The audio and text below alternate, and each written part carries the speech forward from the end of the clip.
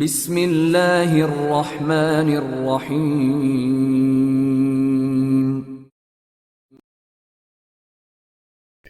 بابا سگ پرست عمران سیریز، مصنف ابن صفی۔ بانو کہیں باہر جانے کے لیے اپنے فلیٹ سے نکلی تھی۔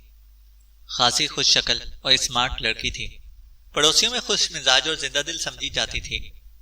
خصوصیت سے بچے اسے گھیرے رہتے تھے کیونکہ وہ انہی کی سطح پر آ کر ان کے مشاغل میں حصہ لیتی تھی۔ اس وقت بھی باہر نکلی تو آس پاس کے بچے گھیر کر کھڑے ہو گئے۔ اگر وہ شاپنگ کے لیے جا رہی تھی تو وہ بھی اس کے ساتھ جانا چاہتے تھے۔ اپنی ممیوں سے اجازت لے کر آؤ، مجھے کوئی اعتراض نہ ہوگا، بانو نے کہا۔ اس کا فلیٹ عمارت کے گراؤنڈ فلور پر تھا۔ وہ دروازے کے پاس سے ہٹ کر کھلے میں نکل آئی اور بچوں سے پیچھا چھڑانے کی کوشش کرنے لگی۔ ان بچوں کے گھر والے اپنی اپنی کھڑکیوں میں کھڑے ہنس رہے تھے کہ اچانک اسی دواساز کمپنی کی ایک گاڑی سامنے آ کر رکی جس میں بانو ملازمت کرتی تھی۔ بچے گاڑی کو پہچانتے تھے کیونکہ وہ روزانہ صبح کو وہاں آتی تھی اور بانو کو کمپنی کی لیب تک پہنچاتی تھی۔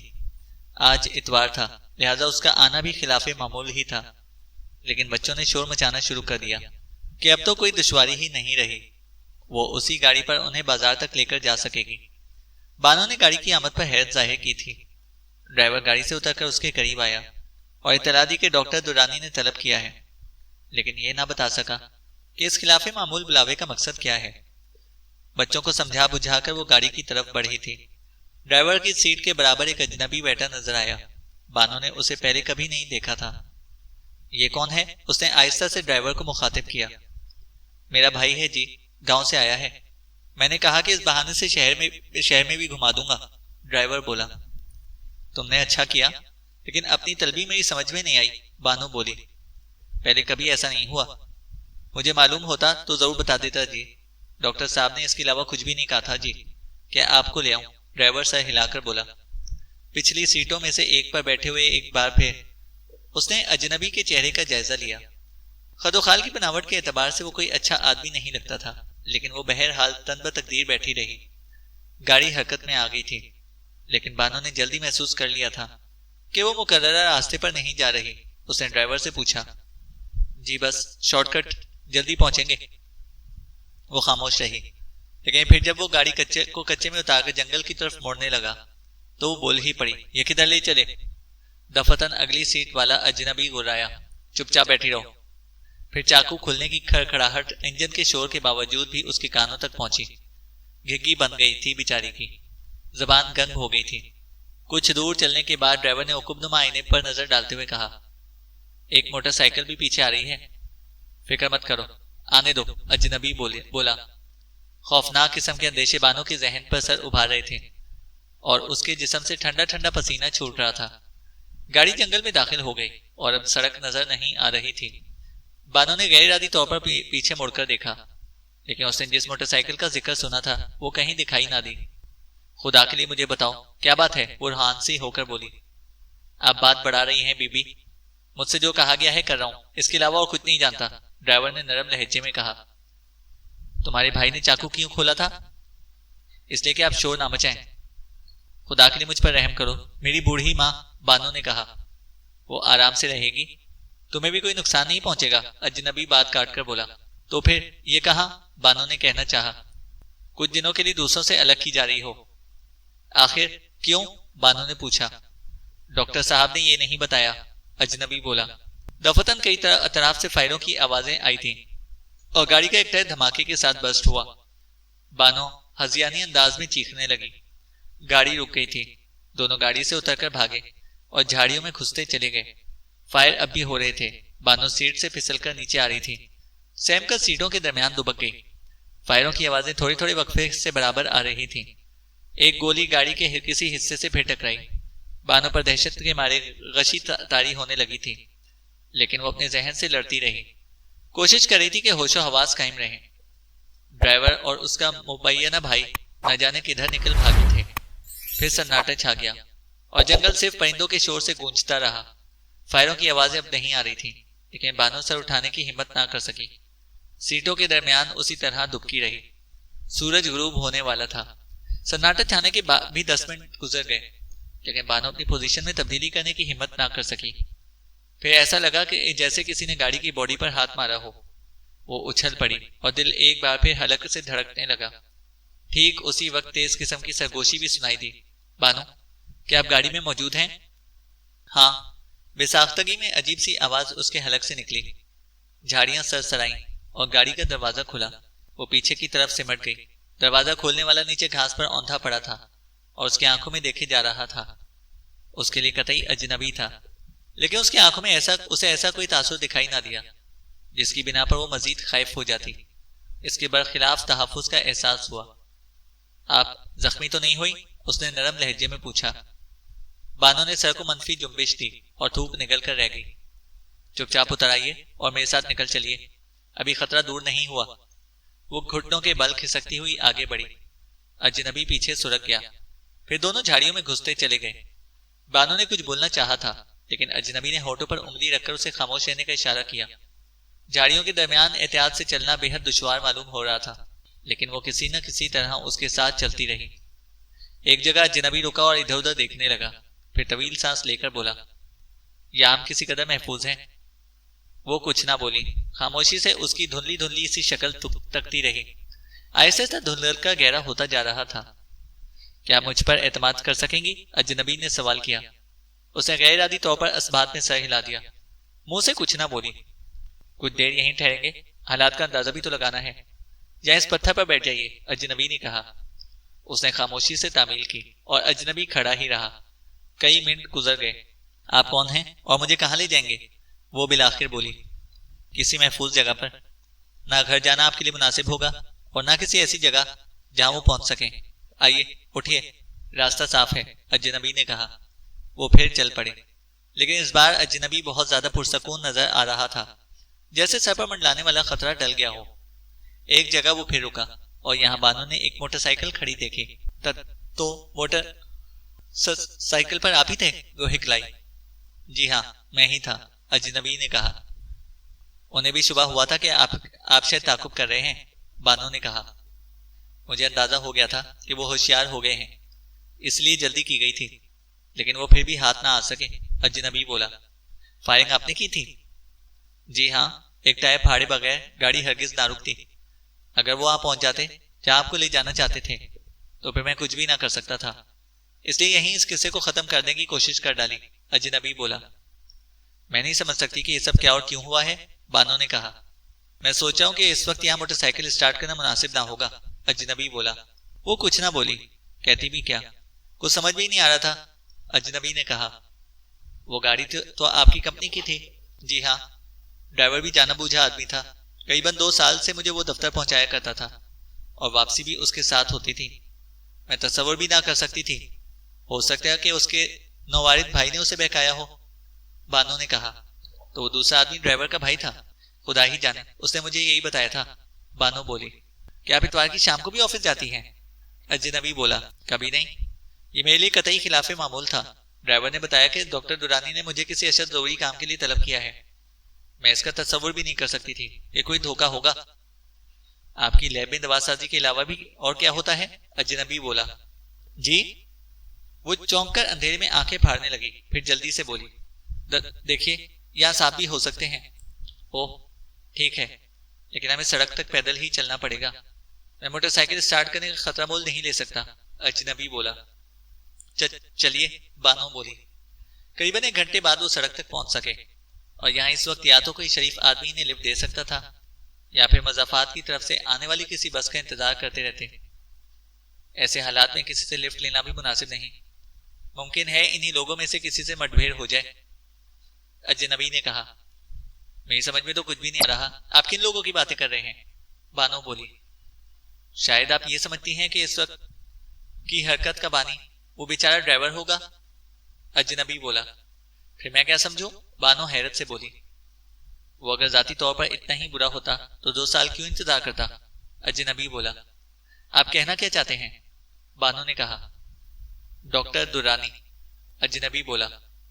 ناممکن، وہ بے حد شریف آدمی ہیں، بانو بولی۔ میں نے پوچھا تھا کہ آپ کی لیب میں اور کیا ہوتا ہے، اجنبی بولا۔ او ہاں، کچھ بھی نہیں، دوا سازی اور بعض مخصوص ادویات کے سلسلے میں تجربے کیے جاتے ہیں، بانو نے کہا۔ یہ تجربات کتے کے پلوں پر ہوتے ہیں؟ اجنبی نے سوال کیا۔ جی ہاں، لیب میں درجنوں پلے موجود ہیں، بانو نے کہا۔ کس قسم کے تجربات کیے جاتے ہیں ان پر؟ اجنبی نے پوچھا۔ ڈاکٹر دورانی کا خیال ہے کہ وہ پیوند کاری کے ذریعے کتوں کی اقسام بدل سکتے ہیں۔ انہیں اس میں کسی حد تک کامیابی بھی ہوئی ہے۔ کئی دیسی پلوں کو ڈی کنڈیشنڈ اور آئیڈل ٹریسیر میں بنا چکے ہیں، بانو نے کہا۔ حیرت انگیز، اور یہ سب کچھ بڑی رازداری سے ہوتا رہا؟ اجنبی بولا۔ جی ہاں، وہ سرپرائز دینا چاہتے ہیں۔ جب مکمل طور پر یقین ہو جائے گا کہ تجربہ کامیاب ثابت ہوا ہے تو اس کا اعلان بھی کر دیا جائے گا۔ اس اسٹیج پر ڈاکٹر دورانی پبلسٹی نہیں چاہتے، بانو نے کہا۔ دانشمندانہ رویہ ہے، اجنبی بولا۔ اتنے میں ایک بس آئی تھی اور اجنبی نے ہاتھ اٹھا کر اسے رکوایا۔ وہ بس میں بیٹھے تھے اور دوسرے مسافروں نے انہیں پر اشتباہ نظروں سے دیکھنا شروع کر دیا۔ سوچ رہے ہوں گے کہ آخر رات کو بیچ جنگل میں یہ دونوں مہذب قسم کے افراد کیا کر رہے تھے۔ اجنبی نے شہر تک کا کرایہ ادا کیا، لیکن وہ دونوں شہر میں داخل ہونے سے قبل ہی بس رکوا کر اتر گئے، اور اجنبی نے بانو سے کہا، بس ذرا دور اور پیدل چلنا پڑے گا۔ آپ مجھے میرے گھر ہی کیوں نہیں پہنچا دیتے؟ بانو بولی۔ اگر اسے مناسب سمجھتا تو سب سے پہلے آپ کو پولیس اسٹیشن لے جا کر ان لوگوں کے خلاف رپورٹ درج کراتا، اجنبی بولا۔ تو پھر یہی کیجئے، بانو بولی۔ کوئی نتیجہ نہیں نکلے گا۔ ڈاکٹر دورانی لا علمی ظاہر کرے گا اور پولیس ڈرائیور کو تلاش نہیں کر پائے گی۔ یہ بھی ممکن ہے کہ میری اندھا دھند فائرنگ کی نظر ہو گئے ہوں وہ دونوں، یا پھر ڈاکٹر دورانی انہیں روپوش ہو جانے پر آمادہ کر لے گا، اجنبی بولا۔ وہ کچھ نہ بولی، کوئی نقطہ بھی اس کے ذہن میں صاف نہیں تھا۔ بلاخر وہ ایک چھوٹی سی عمارت میں پہنچے۔ اجنبی نے کیروسین لیمپ روشن کر دیا۔ بانو کے دل کی دھڑکنیں پھر تیز ہو گئی۔ ایک بار پھر خوفزدہ نظر آنے لگی تھی۔ اجنبی نے نرم لہجے میں کہا، میں آپ کو خطرے سے نکال لایا ہوں، مجھ پر اعتماد کیجیے، اجنبی بولا۔ کوئی بات میری سمجھ میں نہیں آئی ہے، بانو نے کہا۔ ان 2-3 دنوں میں یہاں کئی قتل ہوئے ہیں۔ مثال کے طور پر خان زرغام، تیمور، شہریار اور داؤد، یہ چاروں آپس میں دوست اور شہر کے متمول تاجر تھے، اجنبی نے کہا۔ جی ہاں، میں نے یہ نام سنے ہیں، بانو بولی۔ ذاتی طور پر بھی کسی سے واقف تھیں؟ جی نہیں، بانو نے کہا۔ لٹل فی کو تو جانتی ہوں گی؟ ہاں ہاں، کیوں؟ جانتی ہوں، بانو بولی۔ وہ آپ ہی کی وجہ سے لیب تک پہنچا تھا، اجنبی بولا۔ جی ہاں، میں لے گئی تھی، یوں ہی تفریحاً، بانو نے کہا۔ وہ بابا سگ پرست کا ملازم ہے، اجنبی بولا۔ جی ہاں، مجھے اس کا علم ہے، بانو نے کہا۔ بابا سگ پرست کا آپ کی لیب سے کیا تعلق ہے؟ اجنبی بولا۔ صرف اتنا کہ ڈاکٹر دورانی ان کے عقیدت مندوں میں سے ہیں، اور یہ تجربہ انہوں نے بابا ہی کے کہنے پر شروع کیا ہے، بانو نے کہا۔ آپ کو بھی بابا سے عقیدت ہے؟ اجنبی نے پوچھا۔ جی ہاں، بڑی فلسفیانہ باتیں کرتے ہیں، میں کبھی کبھی ان کی خدمت میں حاضری دیتی ہوں۔ وہیں لٹل فی سے ملاقات ہوئی تھی، بانو بولی۔ بہرحال لٹل فی قانون کے محافظوں کے ہاتھ لگ گیا ہے، اسی سے آپ کا پتہ معلوم ہوا تھا، ورنہ آج یہ لوگ آپ کو بھی ٹھکانے لگا دیتے، اجنبی بولا۔ میں اب بھی کچھ نہیں سمجھی، بانو نے کہا۔ لٹل فی نے لیب کا پتہ بتایا تھا، لیکن وہاں درجنوں کتے کے پلے نہیں ملے، ایک بھی نہیں ملا، اجنبی بولا۔ مجھے اس پر حیرت ہے، وہ وہیں رکھے جاتے ہیں، کہیں اور نہیں، گلی کوچوں سے اٹھوا کر وہیں پہنچائے جاتے ہیں، بانو بولی۔ جیسے ہی بابا کو یہ یقین ہوا کہ لٹل فی ہمارے ہاتھ لگ گیا ہے، اس نے کتے کے پلوں کو وہاں سے ہٹوا دیا، اجنبی بولا۔ میرے لیے یہ سب کچھ حیرت انگیز ہے، آخر پیون کاری کے ذریعے ان کی قسم بدل دینا جرم کیسے کہلائے گا، بانو بولی۔ اس لیے ہمیں یقین ہے کہ بات محض پیون کاری کی حد تک نہیں ہے، اجنبی نے کہا۔ میں نہیں سمجھی، وہ بولی۔ اس کے پردے میں کچھ اور ہو رہا ہے، ورنہ اتنی رازداری کی کیا ضرورت تھی؟ اتنے قتل کیوں ہوئے؟ اور سیٹھ جیلانی کا بنگلہ دھماکے سے کیوں اڑا دیا گیا؟ اجنبی بولا۔ یعنی کہ وہ بھی؟ بانو نے کہا۔ ہاں، یہ سب بابا سگ پرست کے شریک کار تھے، پولیس کی نظروں میں آگے تھے، اس لیے ختم کر دیے گئے، اور شاید آپ کا بھی یہی حشر ہوتا، اس لیے ثابت ہوتا ہے کہ آپ اس سلسلے میں کوئی بہت ہی اہم بات جانتی ہیں، اجنبی بولا۔ اس کے علاوہ کچھ بھی نہیں جانتی کہ بدلی ہوئی اقسام کے کچھ کتے ملک سے باہر بھی بھیجے گئے ہیں، بانو نے کہا۔ اہم ترین بات، اس کا علم میرے اور ڈاکٹر دورانی کے علاوہ اور کسی کو بھی نہیں ہے، بانو بولی۔ یہ ہوئی نا بات، اجنبی سر ہلا کر بولا۔ لیکن اب کیا ہوگا؟ وہ روحانسی ہو کر بولی۔ میری بوڑھی ماں، میرا یتیم و یسیر بھانجا، ان کی کفالت میرے ذمہ ہے، بانو نے کہا۔ وقتی طور پر یہ برداشت کر لیجئے، ورنہ دوسری صورت میں وہ دونوں آپ ہی سے ہاتھ دھو بیٹھیں گے، اجنبی بولا۔ میں تصور بھی نہیں کر سکتی تھی کہ وہ غیر قانونی حرکت ہے۔ رازداری کو صرف احتیاطی اقدام سمجھتی رہی ہوں، بانو بولی۔ رات کے 9 بجے تھے۔ لٹل فی ڈرائنگ روم میں بیٹھا شراب پی رہا تھا۔ جولیا نے پوری بوتل اس کے سامنے رکھ دی تھی۔ غزالہ بھی وہیں موجود تھی اور وہ دونوں ہی لٹل فی کی اوٹ پٹانگ باتوں سے محظوظ ہو رہی تھی۔ نشے میں ہونے کے باوجود بھی اسے احساس تھا کہ غزالہ فرانسیسی نہیں سمجھ سکے گی، اس لیے اس کی بکواس انگلش ہی میں جاری تھی۔ میں میڈیکل سائنس میں انقلاب لاتا، لیکن فرانس نے میری قدر نہ کی، مجھے سرکس کا مسخرہ بننے پر مجبور کر دیا۔ یہاں کتوں کی تیمارداری حصے میں آئی۔ میں ذہنی پہاڑ ہوں، یہ کوئی نہیں دیکھتا، ساری دنیا کو فنا کر دوں گا۔ میرے ذہن میں ایسے تباہ کن منصوبے موجود ہیں جن کا جواب نہیں دنیا ایک دن دیکھ ہی لے گی۔ لٹل فی بول رہا تھا۔ کوئی ایک منصوبہ ہمیں بھی بتاؤ، غزالہ سنجیدگی سے بولی۔ میں ہواؤں کو زہر آلود کر سکتا ہوں، میں پانی کو موت کا ہرکارہ بنا سکتا ہوں، میں کیا نہیں کر سکتا، بس موقع کا منتظر ہوں، اور میری قادر اندازی کا کیا کہنا، اندھیرے میں آواز پر نشانہ بھی لگا سکتا ہوں، لٹل فی بولا۔ دفتن وہ خاموش ہو کر غزالہ کو غور سے دیکھنے لگا اور وہ گڑبڑا کر رہ گئی۔ مجھے ایسا لگتا ہے جیسے میں نے تمہاری آواز کہیں اور بھی سنی ہو، وہ اس کی طرف انگلی اٹھا کر بولا۔ غزالہ اب بھی اسی میک اپ میں تھی جس میں عمران اسے یہاں پر لایا تھا۔ ہو سکتا ہے، اس نے لاپرواہی ظاہر کرتے ہوئے کہا۔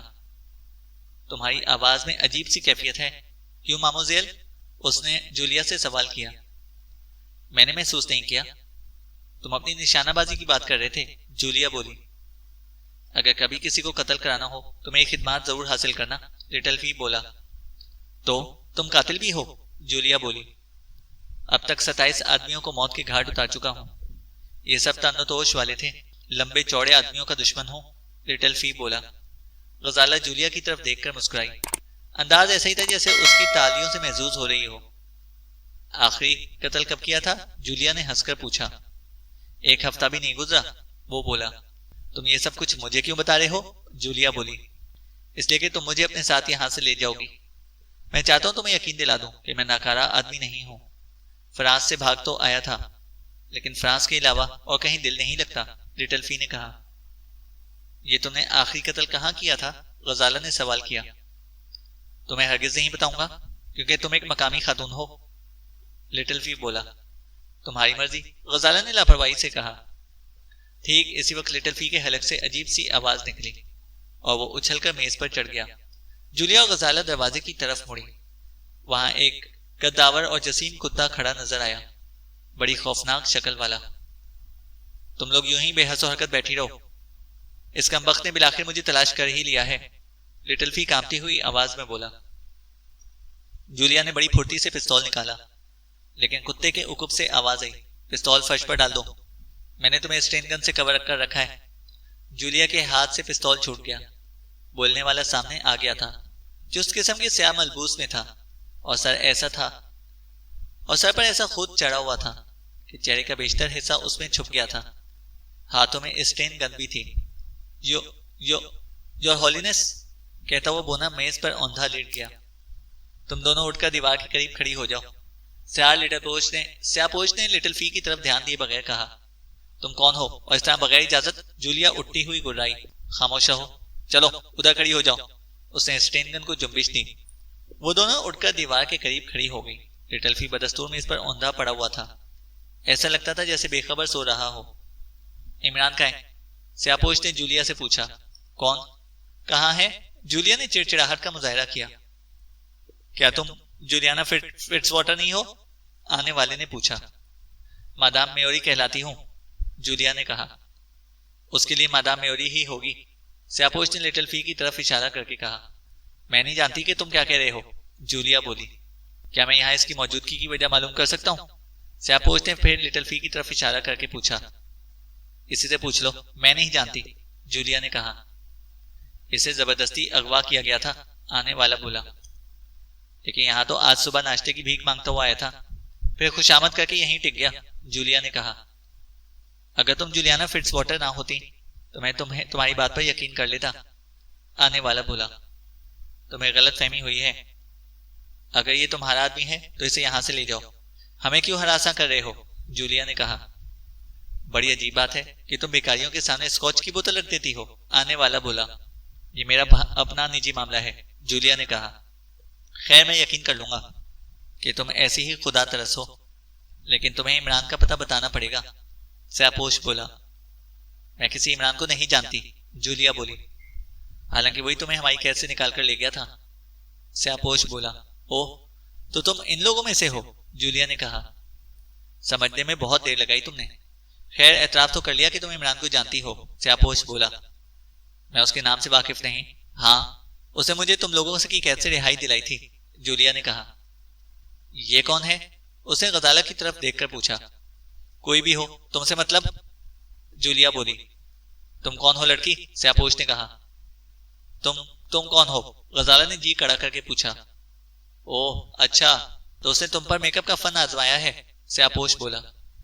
کیا تم مجھے جانتے ہو؟ غزالہ نے پوچھا۔ شاید، اس نے کہا اور پھر جولیا کی طرف متوجہ ہو گیا۔ اب تم کسی طرح بھی اس سے انکار نہیں کر سکتی، عمران کو نہیں جانتی۔ جولیا کچھ نہ بولی۔ لٹل فی بدستور آنکھیں بند کیے اوندھا پڑا تھا۔ ایسا لگتا تھا جیسے اسی پوزیشن میں روح کف سے انصری سے پرواز کر گئی ہو۔ دفتن سیاپوش نے اونچی آواز میں کہا، اندر آ جاؤ اور ان تینوں کو یہاں سے لے جاؤ۔ فضول باتیں نہ کرو، اگر یہ تمہارا آدمی ہے تو اسے لے جاؤ، ہم کہیں نہ جائیں گے، جولیا سخت لہجے میں بولی۔ 3 آدمی کمرے میں داخل ہوئے۔ ان کے ہاتھوں میں ریوالور تھے۔ وہ جولیا اور غزالہ کی طرف بڑے ہی تھے کہ لٹل فی اچھل کر کھڑا ہو گیا۔ نہیں اور ہولینس، اس عورت کو اس کی مرضی کے بغیر یہاں سے نہیں لے جایا جا سکتا، لٹل فی نے کہا۔ خاموش ہے ورنہ اٹھا کر پٹک دوں گا، سیاپوش گرایا۔ مر سکتا ہوں لیکن یہ نہیں ہونے دوں گا، کہتے ہوئے اس نے میز سے چھلانگ لگائی اور جولیا کے پستول پر جا پڑا۔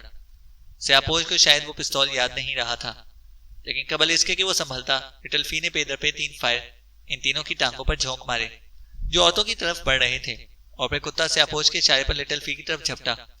کتے پر فائر کرنے کی اسے مہلت نہ مل سکی۔ کتے نے اس کی گردن پر اپنے بڑے بڑے جبڑوں میں دبوچ کر جھٹکا دیا۔ پستول اس کے ہاتھ سے نکل گیا اور وہ بری طرح چیخے جا رہا تھا۔ گردن پر جبڑوں کی گرفت بہت سخت تھی۔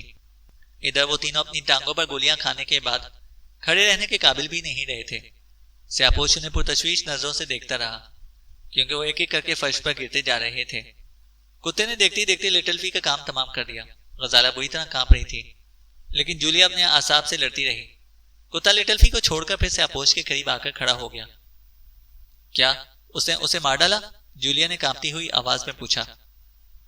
گردن پکڑ لینے کے بعد زندہ چھوڑنا جانتا ہی نہیں، سیاپوش نے پرسکون لہجے میں کہا۔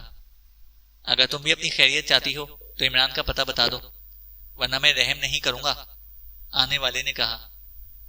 ہمارا خون ضائع ہو رہا ہے جناب، دفتن ایک زخمی کر رہا۔ کیا تم تینوں اپنے پیروں سے چل کر گاڑی تک پہنچ سکو گے؟ سیاپوش نے پوچھا۔ میں تو چلنے کے قابل نہیں ہوں جناب، اس نے جواب دیا۔ صرف وہی ہوش میں تھا، اس کے دونوں ساتھی بے ہوش ہو گئے تھے۔ اب تم دونوں اس طرف آ جاؤ، سیاپوش نے اسٹین گن کو جنبش دے کر جولیا اور غزالہ سے کہا۔ یہ کیا ادھر ادھر لگا رکھی ہے؟ جولیا بھنا کر بولی۔ بہت مضبوط اعصاب کی مالک ہو، سیاپوش بولا۔ میں نہیں جانتی کہ وہ کہاں ہے، جولیا نے کہا۔ ٹھیک، اب تم نے ڈھنگ کی بات کی ہے۔ اگر تم میرے دوسرے سوال کا صحیح جواب دے سکیں تو میں واپس چلا جاؤں گا، سیاپوش بولا۔ جلدی پوچھو، جو کچھ بھی پوچھنا ہے، میں زیادہ دیر تک کھڑی نہیں رہ سکتی، جولیا نے کہا۔ تم لوگ یہاں کس چکر میں آئے ہو؟ سیاپوش نے کہا۔ تم بھول رہے ہو کہ میں خود نہیں آئی، لائی گئی تھی۔ چلو، میں نے تسلیم کر لیا۔ تمہارے اور عمران کے علاوہ یہاں اور کتنے آدمی ہوں گے؟ مجھے اس کا علم نہیں، جتنے بھی ہوں گے براہ راست احکامات حاصل کر رہے ہوں گے، جولیا نے کہا۔ کس کے احکامات؟ سیاپوش نے کہا۔ چیف کے، جولیا بولی۔ چیف کون ہے؟ سیاپوش نے کہا۔ اس کا جواب میرے فرشتے بھی نہ دے سکیں گے، ہم میں سے کوئی بھی نہیں جانتا۔ چیف کی شخصیت سے محکمہ خارجہ کے سیکرٹری کے علاوہ اور کوئی بھی واقف نہیں، جولیا نے کہا۔ عمران بھی واقف نہیں ہے؟ میرا خیال ہے کہ وہ بھی نہیں جانتا، جولیا بولی۔ میری حالت بہت خراب ہو رہی ہے جناب، زخمی پھر کر رہا۔ ٹھہرو، صبر کرو، سیاپوش بولا۔ چند لمحوں خاموش رہ کر جولیا سے کہا، تم دونوں کسی ایسے کمرے میں چلو جس میں صرف ایک ہی دروازہ ہو۔ یہاں ایسا کوئی کمرہ نہیں ہے، جولیا نے سخت لہجے میں کہا۔ دیکھے بغیر یقین نہیں کر سکتا، چلو، دروازے کی طرف اشارہ کر کے بولا۔ توانو کرہن جولیا دروازے کی طرف مڑی اور غزالہ کا بازو پکڑ لیا۔ وہ آگے چل رہی تھی اور سیاپوش ان کے پیچھے تھا۔ پوری عمارت کا چکر لگا کر وہ بالآخر کچن کے سامنے رکا. صرف یہی ایک دروازہ ہے اور اسے باہر سے بند بھی کیا جا سکتا ہے. اس نے کہا چلو اندر چلو. آخر تم کرنا کیا چاہتے ہو؟ جولیا بھنا کر بولی. تم دونوں کو بند کر کے عمران کی واپسی کا انتظار کروں گا. وہ یہاں نہیں رہتا، آتا بھی نہیں، فون پر گفتگو ہوتی ہے. جولیا بولی. اچھا تو اس کا فون نمبر بتاؤ، سیاپوش نے کہا. فون نمبر اس نے نہیں بتایا، خود ہی کال کرتا ہے اگر اسے کچھ کہنا ہوتا ہے. جولیا نے کہا. لٹل فی سے تم لوگ کیا معلوم کر سکے ہو؟ اس نے پوچھا. اس سے کیا معلوم کرتے؟ میں قطعی نہیں جانتی تھی کہ وہ تم لوگوں سے تعلق رکھتا ہے. جولیا نے کہا. فضول باتیں مت کرو، اسے عمران پکڑ لایا تھا، سیاپوش نے کہا. تو پھر اسی سے معلوم کرنا. یہاں تو وہ بس آ گیا تھا، بھوکا تھا، کھانے کو مانگا تھا. جولیا نے کہا. اچھا چلو اندر چلو، سیاپوش بولا. وہ دونوں کچن میں داخل ہوئیں اور سیاپوش نے دروازہ بند کر کے باہر سے بولٹ کر دیا. عمران نے لٹل فی سے بانو کا پتہ معلوم کرنے کے بعد فوراً ہی اس کی طرف توجہ دی تھی، ورنہ وہ بھی شاید ماری ہی جاتی. لیکن اس سے گفتگو کرنے کے بعد بھی یہ بات ابھی تک ذہن میں صاف نہیں ہو سکی تھی کہ صرف بانو ہی کیوں. لیب سے تعلق رکھنے والوں نے میں صرف وہی محرم رازدار رہی ہوگی.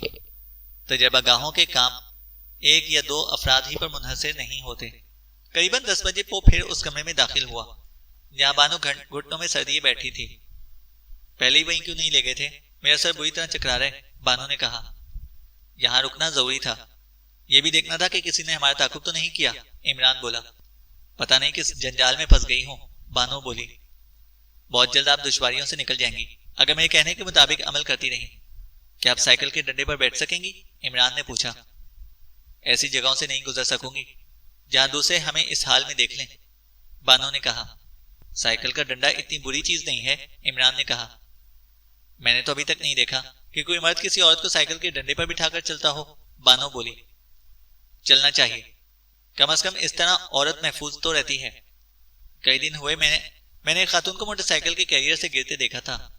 صاحب کچھ بھی نہ کر سکے، وہ پٹ سے سڑک پر آ رہی، عمران نے کہا. پھر بھی عجیب سا لگتا ہے، بانو بولی. تو پھر قریباً 5 میل پیدل چلنا پڑے گا، عمران نے کہا. بڑی مصیبت ہے، بانو بولی. تو پھر دوسری صورت بھی ہے، مصنوعی داڑھی مونچھیں لگا دوں گا. وہ شرٹ اور پتلون میں ہی ہیں، بال بھی تراشیدہ ہیں، کام چل جائے گا، عمران نے کہا. کیا آپ میرا مذاق اڑائیں گے؟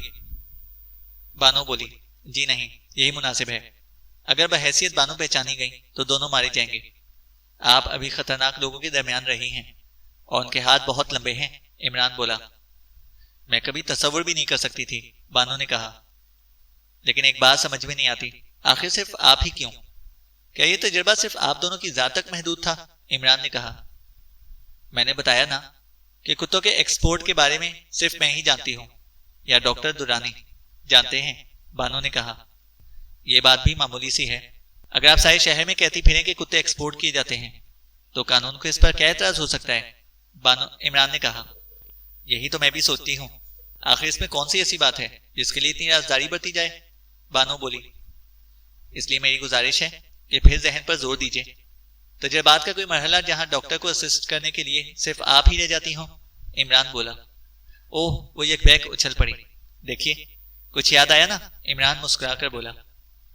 آپ جیسا پوچھنے والا ہو تو وقت پیدائش تک یاد آ جائے گا، بانو بولی. چلیے، آپ کا موڈ تو بدلا کسی صورت سے. ہاں، کیا یاد آیا تھا؟ عمران نے پوچھا. آخری مرحلے کے بعد کا مرحلہ جس کے لیے 2 افراد درکار ہوتے ہیں، اور مجھے یقین ہے کہ اس مرحلے میں ڈاکٹر کے ساتھ صرف میں ہی ہوتی ہوں. یہ مرحلہ ہے کتے کو غسل دینے کا، بانو نے کہا. اچھا، کیا اس کے لیے کوئی مخصوص طریقہ اختیار کیا جاتا ہے؟ عمران نے پوچھا. خدا کی پناہ، کیا اسی میں کوئی نکتہ پوشیدہ ہے؟ بانو بولی. کہیے، ابھی 5 میل کی مسافت طے کرنی ہے، عمران نے کہا. جی ہاں، طریقہ مخصوص ہی ہے. تجربے کی تکمیل کے بعد کتے کو پہلا غسل اس طرح دیا جاتا ہے کہ غسل دینے والے گیس ماسک استعمال کرتے ہیں، کیونکہ پانی پڑتے ہی اس کے جسم سے نکلنے والے انجرات زہریلے ہوتے ہیں. میں نے قریب کھڑے ہوئے دوسرے کتوں کو ان کے اثر سے بے ہوش بھی ہوتے دیکھا ہے، بانو نے کہا. اب ہوئی ہے بات مکمل، عمران ہاتھ پر ہاتھ مار کر بولا.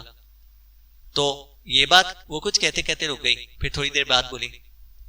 آپ کی باتوں سے معلوم ہوتا ہے جیسے اس پورے تجربے میں صرف یہی بات راز کی ہے کہ کتے کا پہلا غسل تباکن ہوتا ہے، بانو نے کہا۔ شاید یہی بات ہو، عمران پرتفکر لہجے میں بولا۔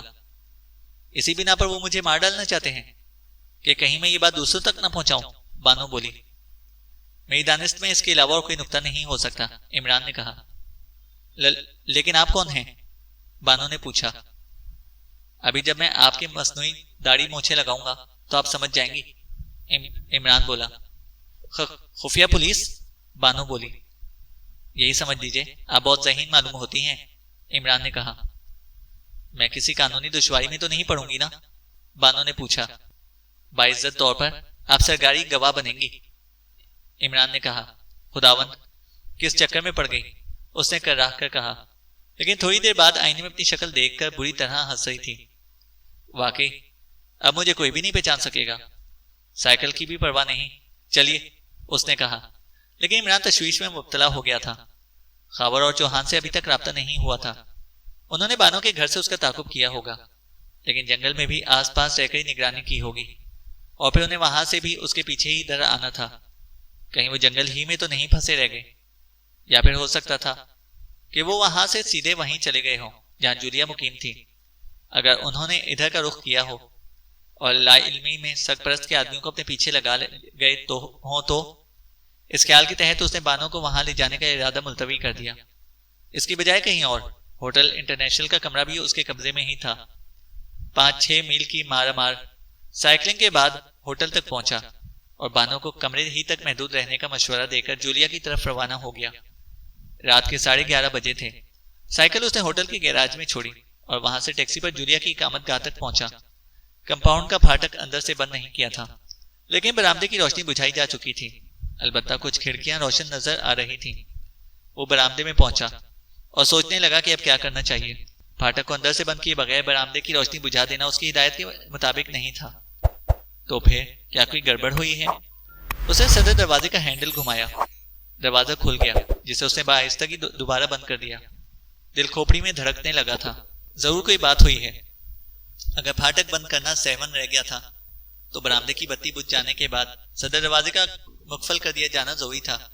جولیا سے ایسی فروگزاشت کا امکان نہیں تھا۔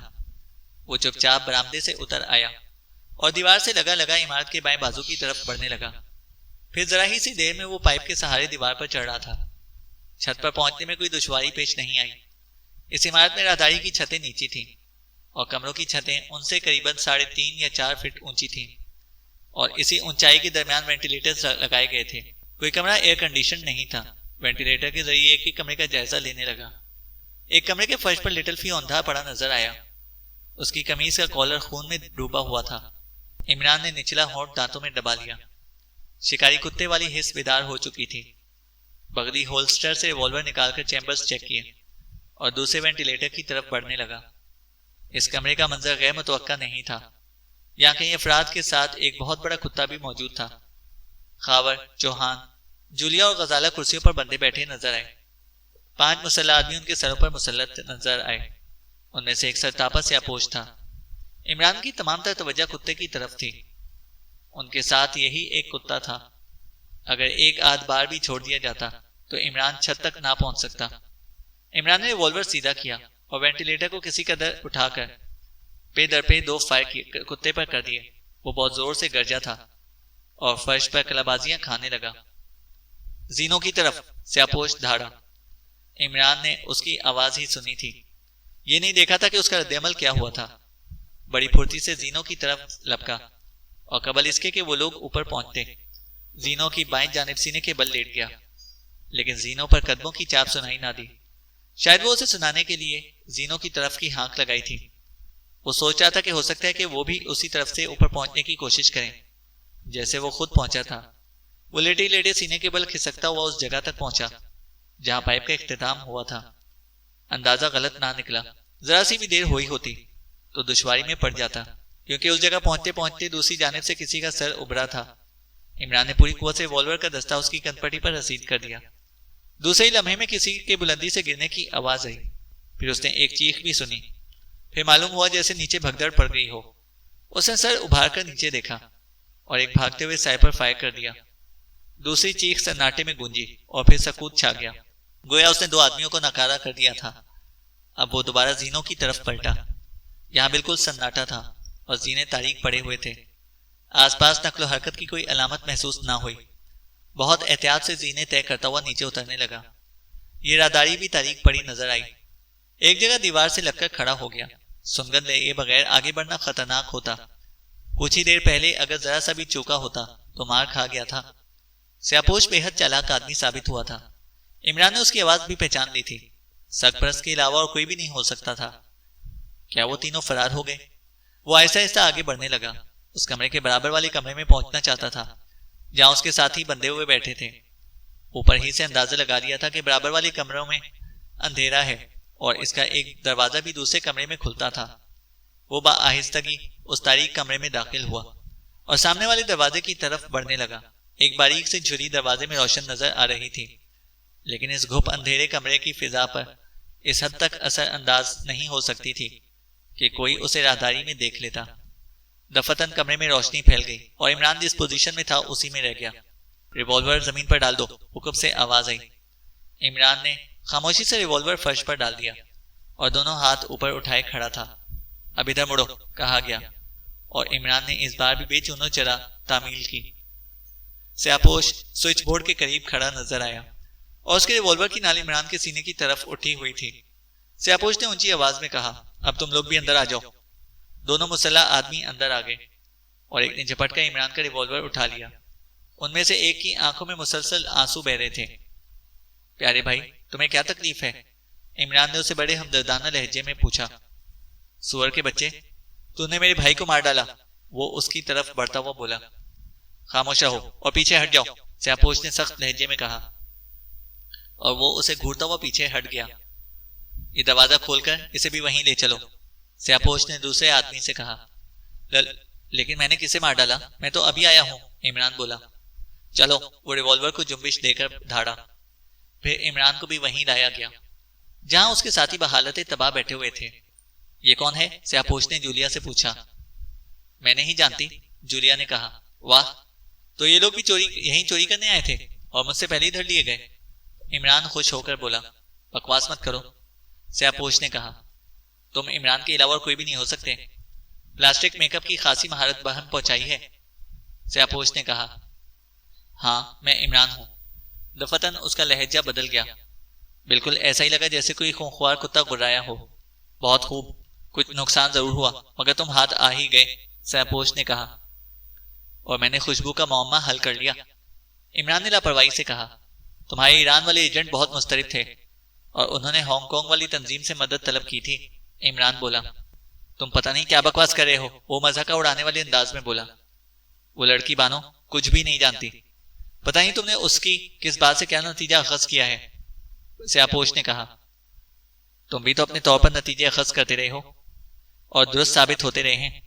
جیسے تمہارے ایران والے ایجنٹ نے تمہیں مطلع کیا کہ ہمارے کسی آدمی کے مشورے پر وہاں کی پولیس نے بے ہوش کر دینے والی خوشبو کا ذکر عام نہیں ہونے دیا، تمہارا خیال ہی ہمارے ہی محکمے کی طرف چلا گیا، عمران بولا۔ اچھا تو پھر؟ سیاپوش نے پوچھا۔ پھر کیا؟ تم نے اپنی چرس کے ایسے مہکتے محافظ تیار کر لیے ہیں کہ ان کی طرف کسی کا دھیان بھی نہیں جا سکتا، عمران بولا۔ شاید تم نشے میں ہو، سیاپوش بولا۔ سرحد پر تمہاری جو گاڑی روکی تھی اس میں ایک کتا بھی تھا۔ جیسے ایرانی سرحد کے محافظوں نے پوچھ گچھ شروع کی، تمہارے ایک آدمی نے کتے پر پانی اونڈیل دیا تھا کیونکہ اس کے جسم سے اس وقت تک خوشبو نہ نکلتی جب تک کہ اسے بھگو نہ دیا جاتا۔ اس قسم کے کچھ کتے تم نے باقاعدہ طور پر ایکسپورٹ بھی کیے ہیں، میں ہانگ کانگ والی کھیپ کے بارے میں جانتا ہوں۔ بہرحال اس خوشبو کی بنا پر ایرانی سرحدی محافظ بے ہوش ہو گئے تھے اور تمہارے آدمی گاڑی صاف نکال لے گئے تھے، عمران نے کہا۔ کتنی مزہ کا خیز بات ہے، میرے آدمی کیوں نہ بے ہوش ہوئے؟ کیا انہوں نے گیس ماسک لگا رکھے تھے؟ تم نے اپنے انفارمر سے یہ معلوم نہیں کیا؟ سیاپوش ہنس کر بولا۔ اس قسم کے معمولی ٹوٹکے میں جیب میں پڑے رہتے ہیں، اگر مجھے معلوم ہوتا کہ تم پر بھی وہی خوشبو آزماؤ گے تو ہرگز اس میں کامیاب نہ ہو سکتے اور میں گیس ماسک بھی استعمال نہ کرتا، عمران نے کہا۔ پھر کیا کرتے؟ سیاپوش بولا۔ اس فنج کی 2 گولیاں دونوں نتنوں میں رکھ لیتا۔ کیا اب ان ادویات کا نام بھی لینا ضروری ہے جن کے محلول میں وہ گولیاں طے کر کے خشک کر لی جاتی ہیں؟ بہت پرانا نسخہ ہے مائی ڈیئر سرپرست۔ افریقہ کے ان دلدلی علاقوں میں جہاں دلدل سے گیس خارج ہوتی رہتی ہے، زمانے قدیم سے اس کا استعمال ہوتا آیا ہے، عمران نے کہا۔ سیاپوش کھکار کر رہ گیا۔ خاور اور صفدر عمران کو اس طرح گھورے جا رہے تھے جیسے اس سے کوئی بڑی حماقت سرزد ہو رہی ہے۔ تم واقعی احمق ہو، اب یہ بھی بتا دو کہ تمہارا چیف کون ہے، سیاپوش ہنس کر بولا۔ اور اس کے بعد ہمارا خاتمہ کر دو، عمران نے کہا، اور جولیا سے انگلش میں بولا، کیوں چیف؟ آخر آج گردن کٹوا ہی دی نا؟ کیا بک رہے ہو؟ وہ بکھلا کر بولی۔ یہ چیف ہے، سیاپوش نے حیرت سے کہا، عورت کے میک اپ میں، ورنہ اصل نام ببن خان رامپوری ہے، عمران سر ہلا کر بولا۔ دفتن پولیس کی گاڑیوں کے سائرن سنائی دیے، شاید فائروں کی آوازوں نے بستی کے لوگوں کو اس طرف متوجہ کیا تھا اور انہوں نے پولیس کو مطلع کر دیا تھا۔ اوہ، سیاپوش نے چونک کر اپنے آدمیوں سے کہا، ہولسٹر اتار کر رکھ دو اور باہر پھاٹک پر جاؤ۔ اگر وہ ادھر پوچھ گچھ کے لیے آئیں تو کہہ دینا کہ تم بھی فائروں کی آوازوں سے باہر نکل آئے تھے، یہ نہ ظاہر ہونے پائے کہ تم یہاں کے نہیں ہو۔ وہ دونوں چلے گئے۔ عمران نے مسکرا کر جولیا کو آنکھ ماری اور اس نے دوسری طرف منہ پھیر لیا۔ اتنے میں سیاپوش نے اپنے دوسرے ہولسٹر سے سائلنسر لگا ہوا ریوالور نکالا اور ریوالور کو اسی ہولسٹر میں لگتا ہوا بولا، اب تم ادھر سے ہٹ کر اس دروازے کے قریب آ جاؤ۔ بہت بہتر جناب عالی، آج سے تو آپ کا بندہ بے دام ہو، واقعہ بہت پہنچے ہوئے ہیں۔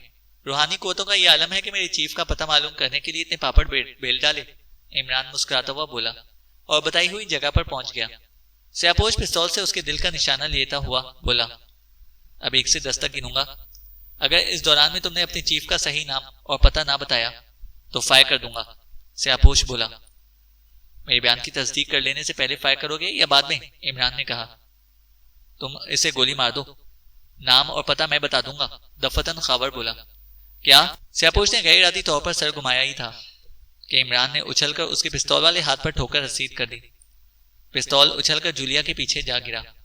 پھر عمران کہاں مہلت دینے والا تھا، قبل اس کے کہ وہ ہولسٹر سے ریوالور نکالتا، وہ اس پر ٹوٹ پڑا۔ اوہ، بلٹ پروف پہنے رکھے ہیں میرے یار نے، وہ ہنس کر بولا، لیکن سیاپوش نے اسے اچھال پھینکا، دروازہ کے قریب جا پڑا اور اس بار اسے ریوالور نکالنے کا موقع مل گیا، اور پھر شاید وہ یہ بھی بھول گیا کہ آس پاس پولیس والے ہی موجود ہیں۔ فائر جھونکنے شروع کر دیے۔ غزالہ بری طرح چیخ رہی تھی اور عمران سنگ آرٹ کا مظاہرہ کر رہا تھا۔ اس وقت اسے سچ مچ تلوار کی دھار پر ہی چلنا پڑا تھا۔ تھوڑی سی جگہ میں اچھل کود مچائی تھی، خدشہ تھا کہ دائرہ عمل وسیع کرنے میں کہیں کوئی گولی ان پر بھی نہ جا پڑے جو کرسیوں سے بندھے ہوئے بیٹھے تھے۔ اس وقت حقیقتاً اس نے اپنی زندگی داؤ پر لگا دی تھی۔ ریوالور خالی ہو گیا اور ساتھ ہی کئی پولیس والے بھی کمرے میں در آئے۔ ریوالور زمین پر ڈال دو، پولیس انسپکٹر نے اپنا سروس ریوالور تان کر کہا۔ ویسے بھی اب ریوالور میں کیا رکھا ہے؟ عمران فرش پر لمبا لیٹ گیا۔ سیاپوش پولیس کی گرفت میں آ چکا تھا۔ پھر انسپکٹر شاید عمران کی طرف متوجہ ہوا، جھک کر شاید دیکھنے لگا تھا کہ زندہ ہے یا مر گیا۔ سب خیریت ہے؟ عمران آہستہ سے بولا۔ فون دوسرے کمرے میں ہے، ایس پی سٹی کو مطلع کر دو کہ محکمہ خارجہ کی جس کیس کے بارے میں اسے ہدایت ملی ہے اس کے لیے سیدھا یہیں چلا آئے۔ یہ سیاپوش یہاں کی ایک اہم شخصیت بابا سخت پرست ہے، عمران کہہ رہا تھا۔ اوہ، وہ سیدھا کھڑا ہو کر سیاپوش کو گھورنے لگا۔ جاؤ جلدی کرو، عمران اٹھتا ہوا بولا۔ سیاپوش سر جھکائے خاموش کھڑا تھا۔ عمران اپنے ساتھیوں کو کھولنے لگا۔ غزالہ اب بھی روئی جا رہی تھی۔ انسپکٹر فون کرنے کے لیے بتائے ہوئے کمرے میں چلا گیا۔ تم زخمی تو نہیں ہوئے؟ جولیا ہکلائی۔ اس سے زیادہ پہنچا ہوا ہوں، عمران سخت پرست کی طرف ہاتھ اٹھا کر بولا اور غزالہ سے کہا، وہ مردود جو تمہارے باپ کا قاتل تھا جہنم رسید ہونے جا رہے، اب آنسو پھونک ڈالو، عمران نے کہا۔ لیکن وہ برابر سسکیاں لیتی رہی۔ 3 بج رہے تھے جب بابا سخت پرست کی اقامت گاہ پر چھاپا پڑا۔ اس وقت عمارت میں 1.5 درجن کے قریب افراد موجود تھے۔ عمران کو زہریلی عورت کی تلاش تھی جس کا ذکر لٹل فی نے کیا تھا۔ وہ اپنی خوابگاہ میں سو رہی تھی، جگائی گئی، لیکن جیسے ہی اسے سچویشن کا علم ہوا اس کی آنکھیں پہلے سے بھی زیادہ ویران نظر آنے لگیں، لیکن وہ ہنس رہی تھی، عجیب سی لگ رہی تھی وہ ہنسی ان ویران آنکھوں کے تلے۔ دفتن اسے تکیے کے نیچے سے ریوالور نکال لیا اور اسے پولیس والوں کی طرف اٹھاتی ہوئی بولی، اپنے ہاتھ اٹھاؤ، کیونکہ تم لوگوں کی وجہ سے مجھے آسمان سے زمین پر آنا پڑا ہے۔ ان کے ہاتھ اوپر اٹھ گئے، ان میں عمران بھی شامل تھا۔ پھر اچانک اسے ریوالور کی نال اپنی کن پٹی پر رکھ کر ٹریگر دبا دیا۔ آنے واحد میں بستر پر ڈھیر ہو گئی۔ اور یہ اتنی سرحد سے ہوا کہ کوئی کچھ بھی نہ کر سکا. ختم شد. تو دوستو یہ ناول بھی اپنے اختتام تک پہنچتا ہے. امید ہے کہ آپ کو یہ ناول ضرور پسند آیا ہوگا. اس ناول کو اپنے دوستوں کے ساتھ بھی ضرور شیئر کریں. اور اگر آپ ہمارے چینل پر نئے ہیں تو ہمارے چینل کو سبسکرائب کریں اور ساتھ موجود بیل آئیکن کو ضرور پریس کریں تاکہ آنے والی ہر ویڈیو کی اپڈیٹ آپ کو بر وقت مل سکے. شکریہ.